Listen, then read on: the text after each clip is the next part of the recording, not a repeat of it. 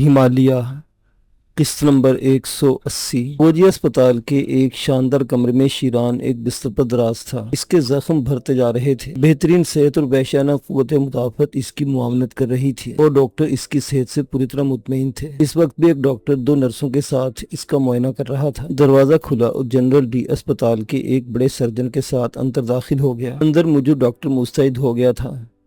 इसका chart, surgeon ने doctor से कहा और इसने लपक कर एक फाइल उठाई और सर्जन की तरफ बढ़ा दी। सर्जन ने फाइल खोलकर देखना चाही, लेकिन जनरल डी ने फाइल इसके हाथ से ले ली। मैं खुद भी डॉक्टर हूँ सर्जन, जनरल डी ने आहिस्ता से कहा।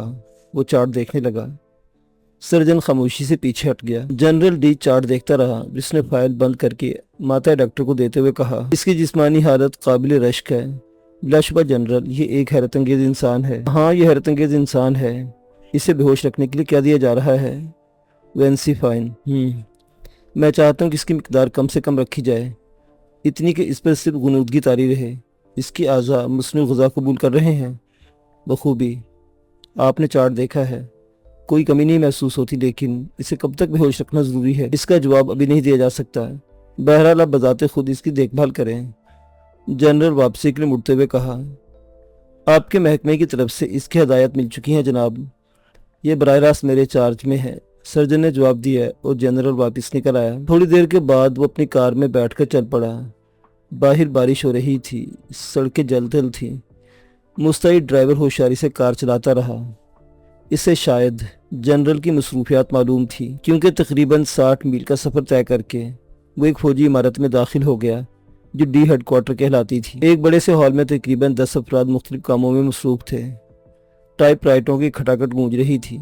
जनरल इनके दरमियान से गुजरता हुआ एक आखिरी दरवाजे पर पहुंच गया। अंदर दाखिल होकर इसने अपनी बरसाती उतार कर एक तरफ डाल दी, जिसे अस्पताल से बाहर निकलकर पहन ली थी, और फिर अपनी वसी मेज के पीछे जा बैठा। इसे बैठे हुए चंद सेकंड हुए थे कि एक खूबसूरत लड़की सुर्ख रंग की फाइल बगल में दबाए अंदर दाखिल हो गई। बैठो, जनरल सर्द लहजे में बोला और लड़की बैठ गई। रिपोर्ट नंबर 8 तैयार है सर, इसने कहा, और जनरल ने मेज पर रखे सिगार बक्स में से एक सिगार निकाल लिया। इसका गोशा तोड़कर उसने सुलगाया और 2-3 कश लेकर आंखें बंद कर ली। सुनाओ। मालिनो कांगहू में नहीं है, इसके साइंसी अमूर तारीखी में है। वो बैंकॉक, हांगकांग और आसपास के इलाकों में मंशियात का सबसे बड़ा सप्लायर है। कोई साइंसी हंगामा इसके नाम से वाबस्ता नहीं। डी डिपार्टमेंट इसके इलाके की तस्वीर लेने में नाकाम रहा है। यू डिपार्टमेंट ने रिपोर्ट दिया कि कुछ लोगों को कांगहू में दाखिला मुश्किल नहीं है, और इसका बेहतरीन ज़रिया वो आवारा गर्द हैं जो मंशियात की तलाश में भटकते फिरते हैं। इन आवारा गर्दों के लिए इलाके आगोश पा किए रहते हैं, क्योंकि इनके ज़रिए इन्हें ज़बरदस्त आमदनी होती है। कोई गिरोह वहाँ मशकूक करा दिया जा सकता है, लेकिन मुंतशिर होकर वहाँ काम किया जा सकता है। कांगहू के अतराफ में सयाहों की कई कैंपिंग हैं, जहाँ ज़्यादातर आवारा गर्द क़याम करते हैं। मालिनों के अड्डे पर वहाँ कैंपिंग में मौजूद हैं। खुद मार्लिनो इन इलाकों में से एक देवता की हैसियत से पूजा जाता है। उसके ज़ाती मुहाफिज नहीं है, या अगर हैं तो मंजर आम पर नहीं आते। वो जब कांगहू में होता है तो आम तौर से पब्लिक मुकामात पर नज़र आ जाता है। काफ़ी है। जनरल डी ने आंखें खोल दी। रिपोर्ट नंबर 3 और 9 तैयार हो रही है जनाब, कुछ देर की मोहलत दरकार है, लड़की ने कहा। शाम 7 बजे इसे रिंग कैबरे हाउस भिजवा देना। ओके सर, लड़की ने जवाब दिया और अपनी जगह से उठ खड़ी हुई। ठीक 7 बजे जनरल डी 14 अफराद की एक मीटिंग में शरीक हुआ। बाहर मौजूद गाड़ियों से अंदाज़ा होता था कि इस मीटिंग के शुरा कौन है। वज़ीर दिफा, वज़ीर दाखिला और वज़ीर ख़ारजा जैसी हस्तियाँ वहाँ मौजूद थीं। बाहर के इंतज़ामात भी बहुत ज़बरदस्त थे। जनरल डी के पहुँचते ही कार्रवाई का आगाज़ हो गया। चंद अफराद ने एक के बाद दीगरे इस मीटिंग की अहमियत के बारे में छोटी छोटी तकरीरें की।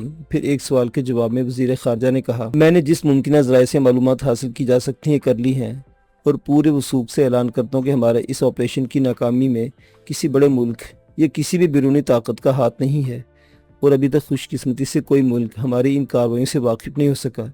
इस ऑपरेशन की नाकामी चंद ऐसे इत्तफाक़ात का नतीजा है जो वाई-3 डिपार्टमेंट की नाक़िस मनसूबाबंदी से पैदा हुए। ये मेरी आखिरी रिपोर्ट है। ये हमारी खुशबख्ती है कि अभी हमारे लिए इन पहाड़ों में गुंजाइश है और हम दोबारा वहाँ मज़ीद मुनज़्ज़म पैमाने पर कार्रवाई कर सकते हैं, वज़ीर दाखिला ने कहा। मैंने इस कार्रवाई के तमाम इख्तियारात इंतहाई एतमाद के साथ जनरल वाइस काश डी को दे दिए हैं, और डी डिपार्टमेंट की तश्कील इसी बुनियाद पर की गई है। हमने जनरल डी से जो दरख्वास्त की है वो मुख्तसरन हमें इसके बारे में कुछ बताएं। حتمی رپورٹ پیش خدمت ہے۔ اس ناکامی کا ذمہ دار Y38 تھا جسے سزا دے دی گئی ہے، اور اس سلسلے میں ایک غیر متعلق شخص نے اس پروگرام پر کاری ضرب لگائی ہے، لیکن کسی ملک سے متعلق نہیں کہا جا سکتا۔ وہ کون ہے؟ مارلینو، جنرل ڈی نے جواب دیا۔ پھر مارلینو کے بارے میں پوری تفصیل بتا دی۔ اس شخص کے لیے تم نے کیا فیصلہ کیا ہے جنرل؟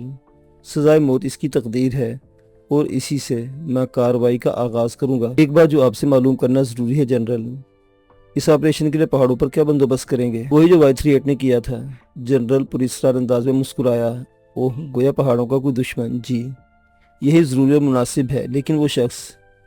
میری کارروائیوں پر اعتماد کیا جائے، جنرل ڈی نے کہا۔ ہمیں اعتماد ہے، کہا گیا۔ اس کے بعد میٹنگ برخاست ہو گئی۔ جنرل ڈی مسکراتا وہاں سے باہر نکل آیا، اور ایک پر اعتماد اور مضبوط قوت ارادی کا مالک شخص معلوم ہوتا تھا۔ تھوڑی دیر کے بعد وہ اپنی گاڑی میں بیٹھ کر وہاں سے پلٹ پڑا۔ ڈرائیور کو اس نے ایک پتہ بتایا، اور مؤدب ڈرائیور نے گردن خم کر دی۔ شہر کی پرزونق سڑکیں پیچھے رہ گئیں، اور کار ایک نواحی علاقے میں نکل آئی۔ پھر ایک وسیع و عریض عمارت کے گیٹ کے سامنے رکی، جہاں دو بابردی چوکیدار کھڑے ہوئے تھے۔ جنرل ڈی نے اپنا کارڈ دکھایا، اور چوکیدار نے گیٹ کھول دیا۔ کار اندر داخل ہو گئی۔ عمارت کا احاطہ وسیع ترین تھا، لیکن اس کی دیواریں اس قدر بلند تھیں کہ انہیں عبور کرنا ناممکنات میں سے تھا۔ ڈرائیور نے کار پورچ میں روک دی۔ سامنے کے درخت پر کوئی شخص چڑھا ہوا کچھ پھل توڑ رہا تھا۔ جنرل ڈی نیچے اترا، وہ شخص بندر کی طرح خوفیاتا انتہائی پھرتی سے درخت کے تنے سے نیچے اتر کر ایک سمت بھاگ گیا۔ جنرل ڈی متحیرانہ نگاہوں سے اسے دیکھا۔ وہ شخص تھوڑے فاصلے پر کھڑے ہو کر دونوں ہاتھ زمین پر ٹکا کر خوفیا رہا تھا۔ اس کی کیفیت بندروں جیسی تھی، اور وہ کسی بندر کی مانند پھرتنا نظر آتا تھا۔ جنرل ڈی نے چپ کر اس طرح کی اداکاری کی جیسے زمین سے پتھر اٹھانا چاہتا ہو، اور دوسرے لمحے وہ شخص پلٹ کر ایک دوسرے درخت پر چڑھ گیا۔ جنرل ڈی نے ایک گہری سانس لی، اور پھر واپس مڑا ہی تھا کہ عمارت کے صدر دروازے میں ایک لمبا دڑنگا شخص نظر آیا، جو ایک شاندار سوٹ میں ملبوس مسکراتی نگاہوں سے اسے دیکھ رہا تھا۔ جنرل ڈی بھی مسکراتا اس کی جانب بڑھ گیا۔ طویل القامت شخص نے آگے بڑھ کر مسافر کے لیے ہاتھ بڑھاتے ہوئے کہا، جنرل ڈی۔ پھر بولا، یقیناً میں ڈاکٹر ٹویڈا سے مخاطب ہوں۔ یہ اتفاق ہے جنرل کہ ہماری ملاقات پہلی نہ ہو سکی، حالانکہ بے شمار لوگ ڈاکٹر ٹویڈ کو جانتے ہیں۔ میں خود بھی ان سے رابطہ رکھنے کا شوقین ہوں۔ وقت کا انتظار تھا ڈاکٹر ٹویڈ، ورنہ ہماری ملاقات ضرور ہو جاتی۔ تشریف لائیے، میں آپ ہی کا انتظار کر رہا تھا۔ ڈاکٹر ٹویڈ اسے لیے ایک انتہائی شاندار ڈرائنگ روم میں پہنچ گیا، جہاں نفیس فرنیچر سجا ہوا تھا۔ اس نے جنرل ڈی کو بیٹھنے کی پیشکش کی، اور جنرل مسکراتا ہوا بیٹھ گیا۔ یقیناً کوئی ضرورت آپ کو مجھ تک لائی ہے جنرل، ورنہ ذمہ دارانہ فوجی زندگی میں بے مقصد ملاقاتوں کا وقت کہاں ملتا ہے، ڈاکٹر ٹویڈ نے کہا۔ یقیناً ڈاکٹر ٹویڈ، اور یہ بھی جانتا ہوں کہ آپ جیسے ذہین سائنسدان اور بہت بڑے انسان کے پاس وقت کہاں ہوگا، اس لیے میں نے اپائنٹمنٹ فوجی ذمہ داریوں کے تحت طلب کیا تھا۔ مجھے آپ کی خدمت کر کے خوشی ہوگی، ڈاکٹر ٹویڈ نے جواب دیا۔ ڈاکٹر ٹویڈ، یہ حقیقت ہے کہ ملک میں آپ جیسے جادوگر انگلیوں پر گنے جاتے ہیں، جنہوں نے اپنی سائنسی زندگی میں ایسے عجیب و غریب کارنامے انجام دیے ہیں جن پر یقین کرنے کو دل نہ چاہے۔ شکریہ، مجھے آپ کی خدمت کر کے بے حد خوشی ہوگی جنرل۔ ڈاکٹر ٹویڈ موضوع سے نہیں ہٹنا چاہتا تھا۔ ڈاکٹر، میں نے آپ کے عجائب گھر کے بارے میں بہت کچھ سنا ہے۔ میری خواہش ہے کہ میں ایک نگاہ اسے دیکھوں۔ یقیناً آپ تشریف لائیے، لیکن برائے کرم اسے عجائب گھر نہ کہیے۔ اس کی بنیادی وجہ یہ ہے کہ میں اپنے وطن کے لیے وہ سب کچھ کرنا چاہتا ہوں جو اس کی ممتاز حیثیت کو برقرار رکھنے میں معاون ہو۔ ہمارے عظیم سائنسدان خلائی اور زمینی بنیادوں پر لاتعداد کارنامے انجام دے رہے ہیں، اور میں دعوے سے کہتا ہوں کہ وہ کسی بھی ملک کے کسی بڑے سے بڑے سائنسدان سے کسی بھی طرح کم نہیں ہے۔ ہم انہیں سائنسی جادوگر کہہ سکتے ہیں۔ میں نے ایک خاص شعبہ اپنایا ہے، برین سرجری، دماغی قوتوں کا حصول اور دماغی قوتوں میں تبدیلی۔ یہی میرا نظریہ رہا ہے، اور میں نے اسی پر کام کیا ہے۔ اس کے چند نمونے میں نے اپنے ہاں رکھے ہیں۔ اگر آپ انہیں عجائب گھر کہنا چاہتے ہیں تو مجھے اعتراض نہیں ہے۔ سوری ڈاکٹر ٹویڈ، اگر اس لفظ سے آپ کے جذبات مجروح ہوتے ہیں تو میں اس کے لیے معذرت خواہ ہوں، تاہم میں انہیں دیکھنا چاہتا ہوں۔ تشریف لائیے، ڈاکٹر ٹویڈ نے کہا، اور جنرل ڈی اس کے ساتھ آگے بڑھ گیا۔ ڈاکٹر ٹویڈ اسے لیے ہوئے ایک چھوٹے سے کیبن نما کمرے میں داخل ہوا، جہاں بڑی نسل کا ایک بندر ایک چوڑی سی میز پر بیٹھا قلم لیے ہاتھ میں کچھ لکھ رہا تھا۔ انہیں دیکھ کر اٹھا اور گردن خم کر کے مسکرایا، پھر اس نے انہیں سامنے کرسی پر بیٹھنے کا اشارہ کیا۔ جنرل ڈی نے دلچسپ نگاہوں سے اسے دیکھا۔ بس میں اسے زبان نہیں دے سکا، یہ ڈاکٹر فریڈو ہے۔ جنرل ڈی نے مسکرا کر ڈاکٹر فریڈو کی طرف دیکھا، اور اس نے مسافر کے لیے ہاتھ آگے بڑھا دیا۔ ڈاکٹر فریڈو کیا کر رہے ہیں؟ جنرل ڈی نے سوال کیا۔ انسانی جسم پر دماغ کے اثرات۔ ڈاکٹر فریڈو یہ معلوم کرنے میں کوشاں ہیں کہ دماغ جو جسم کا شہنشاہ ہے، جسم کو کن حالات میں احکام دے سکتا ہے اور کون کون سی کیفیت میں بدن دماغ کے اثرات کو قبول نہیں کرتا۔ وہ کون سے اعضاء ہیں جو انسانی جسم میں دماغ کے باغی ہیں اور کن حالات میں وہ دماغ سے بغاوت کر سکتے ہیں۔ یہ ایک بہت باریک اور پیچیدہ کام ہے جسے ڈاکٹر فریڈو بڑی خوش اسلوبی سے انجام دے رہے ہیں۔ پاؤں کے ناخن سے لے کر سر کے بالوں تک وہ جسم کے ایک ایک حصے کا تجزیہ کر رہے ہیں اور ان کی ایک چھوٹی سی تجربہ گاہ ہے۔ ڈاکٹر فریڈو، کہ آپ اپنے تجربہ گاہ جنرل ڈی کو دکھانا پسند کریں گے؟ ڈاکٹر فریڈو یعنی بندر نے گردن خم کی اور کرسی کے پیچھے سے نکل آیا۔ اسے بندر ہی رہنے دیا گیا تھا۔ لباس وغیرہ پہنا کر کوئی مذہقہ خیز حرکت نہیں کی گئی تھی، لیکن بڑے دلکش انداز میں چلتا ہوا ان کے ساتھ باہر نکلا اور پھر ایک بڑے کمرے میں پہنچ گیا۔ اس نے اس کمرے میں پہنچ کر ایک بٹن دبایا اور کمرے کے سامنے کی دیوار اس طرح سلائیڈ ہو کر اوپر اٹھ گئی کہ جنرل ڈی حیران رہ گیا۔ اس کے پیچھے ایک لیبارٹری پھیلی ہوئی تھی اور اس لیبارٹری میں لاتعداد سائنسی آلات کام کر رہے تھے۔ بندر یعنی ڈاکٹر فریڈو نے لیے ہوئے ایک ایک چیز دکھانے لگا۔ ڈاکٹر ٹویڈ کے بارے میں تفصیلات بتاتا جا رہا تھا۔ اس کے بعد یہ سلسلہ ختم ہو گیا اور جنرل ڈی ڈاکٹر ٹویڈ کے ساتھ اس جگہ سے باہر نکل آیا۔ میں نے باہر ایک انسان دیکھا تھا جو بندر کی طرح درخت پر چڑھا ہوا پھل توڑ رہا تھا۔ ہاں، وہ اب ذہنی طور پر بندر ہے اور ذہن کے احکامات کو اپنے بدن پر پوری طرح قبول کر چکا ہے، ورنہ ایک انسانی جسم میں اتنی پھرتی کہاں ہو سکتی ہے جتنی بندر میں ہے۔ شاید آپ نے اس کی پھرتی کے مظاہرے دیکھے ہوں۔ یقیناً ڈاکٹر ٹویڈ، میں حیران رہ گیا تھا۔ آئے ڈاکٹر ٹویڈ اسے اپنی اس عظیم شان کوٹھی کے مختلف حصوں میں گھماتا رہا۔ یہاں لاتعداد دماغی عجوبے موجود تھے۔ ایک 10 سالہ بچے سے ڈاکٹر جنرل ڈی کی ملاقات کرائی جو بہت بڑا مفکر اور سیاستدان تھا۔ ڈاکٹر ٹویڈ نے کہا یہ اس سے تاریخ کے بارے میں کوئی سوال کرے، وہ تاریخی سیاست پر بحث کرے۔ جنرل ڈی نے 10 سالہ بچے سے بے شمار پیچیدہ سوالات کیے اور اس نے ان کے ایسے حل بتائے کہ جنرل ڈی چکرا کر رہ گیا۔ اس نے آہستہ سے کہا میں واقعی اس تمام کارخانے سے بے حد متاثر ہوا ہوں ڈاکٹر ٹویڈ۔ میرا خیال ہے کہ اب ہمیں مطلب کی بات کر لینی چاہیے، تو پھر تشریف لائیے، کچھ چل جائے، اس کے ساتھ ساتھ ہم اپنی گفتگو جاری رکھیں۔ ایک بار پھر وہ اسی ڈرائنگ روم میں آ بیٹھے۔ ڈاکٹر ٹویڈ نے جنرل ڈی کے سامنے اپنے ہاتھ سے گلاس بنا کر پیش کیا اور خود بھی اپنی سیٹ پر بیٹھ کر مشروب کی چسکیاں لینے لگا۔ پھر اس نے کہا جنرل، آپ کی آمد میرے لیے باعث مسرت ہے، لیکن اس سے زیادہ باعث دلچسپی اس کی وجہ ہے۔ میرے لائق کو خدمت تو فرمائیے۔ میں پارٹی کے لیے، اپنے وطن کے لیے ہمیشہ ایک وفادار شہری ثابت ہوا ہوں اور اس وقت میں میری خدمات حاضر ہیں۔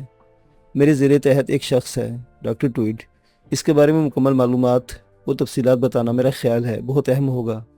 پہاڑوں کا رہنے والا یہ شخص ایک سرکش اور خطرناک انسان ہے، ہمارے لیے بے پناہ مشکلات کا باعث بنا، لیکن اس کی شخصیت میں ایک ایسی بات پوشیدہ ہے جو ہمارے لیے کارآمد ہو سکتی ہے۔ ابھی کچھ عرصہ پہلے وہ شدید زخمی ہوا اور ہماری تحویل میں آ گیا۔ اس شخص سے ملک کے مفاد کے لیے ایک اہم کام لینا ہے۔ میں اس کے دماغ پر اپنا کنٹرول چاہتا ہوں، لیکن کچھ تبدیلیوں کے ساتھ۔ مثلاً ڈاکٹر ٹویڈ نے سوال کیا، مثلاً یہ کہ اس شخص کی ذہنی صلاحیتیں اور قوتیں اور جسمانی قوتیں بحال رہنی چاہیے، اس کی فطرت اپنی جگہ برقرار رہنی چاہیے، اس کی کاروائی وہی ہو جو اس کے دل میں ہو اور جو یہ پسند کرتا ہے، لیکن ایک مخصوص وقت میں ایک مخصوص ذریعے سے ہم اس کے دماغ پر کنٹرول چاہتے ہیں۔ ہماری خواہش ہے کہ جب بھی ہم اس کے ذہن پر اثر انداز ہوں، یہ ہمارے لیے کام کرے، ہمارے بارے میں سوچے، وہ سب کچھ کرے جو احکامات ہم اسے دیں۔ یوں سمجھ لے ڈاکٹر، یہ صرف ہمارے لیے ہو، کوئی اور شخص اس پر اپنا تسلط قائم نہ کر سکے، جس وقت ہمیں اس کی ضرورت ہو یہ ہمارا غلام ہو۔ ڈاکٹر ٹویڈ کسی گہری سوچ میں پڑ گیا۔ چند لمحات کے بعد سوچتا رہا، پھر بولا تھوڑی سی تبدیلی ہوگی جنرل اس میں۔ کیا؟ جنرل نے سوال کیا۔ آپ یہ نہ کہیں کہ وہ عام حالات میں آپ کے خلاف سوچے، یوں سمجھ لیجئے کہ اس کا ہر قدم آپ کے مفاد میں اور آپ کی خواہشات کے مطابق اٹھے، اور آپ کے علاوہ وہ جس شخص سے ملے اس سے مخلص نہ ہو، یعنی پارٹی کا وفادار، ہمارے ملک کا وہی خاص رول ہو، لیکن اس کے لیے اگر اسے کچھ لوگوں سے فراڈ کرنا پڑے تو وہ کرے۔ عام حالات میں مناسب نہیں ہوگا کہ وہ کسی اور سے بھی دلچسپی رکھے، بلکہ یوں سمجھ لیجئے کہ وہ صرف آپ کا مخلص ہو اور آپ کے احکامات کے مطابق ہر شخص سے اسی طرح ڈیل کرے۔ جنرل ڈی کسی سوچ میں ڈوب گیا، پھر اس نے گردن ہلائی۔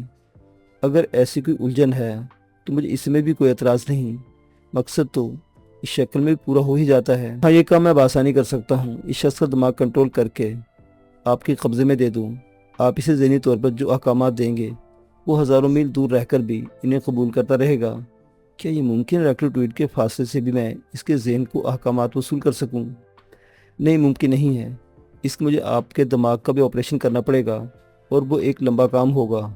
اوہ اوہ، میں یہ ہرگز پسند نہیں کروں گا، جنرل ڈی نے شانے ہلا کر مسکراتے ہوئے کہا۔ ڈاکٹر ٹویٹ بھی مسکرانے لگا تھا۔ تب جنرل ڈی بولا، میں اس کے لیے یقیناً تیار ہو جاتا ڈاکٹر ٹویٹ، لیکن صورتحال یہ ہے کہ مجھے بے شمار کام کرنے ہیں۔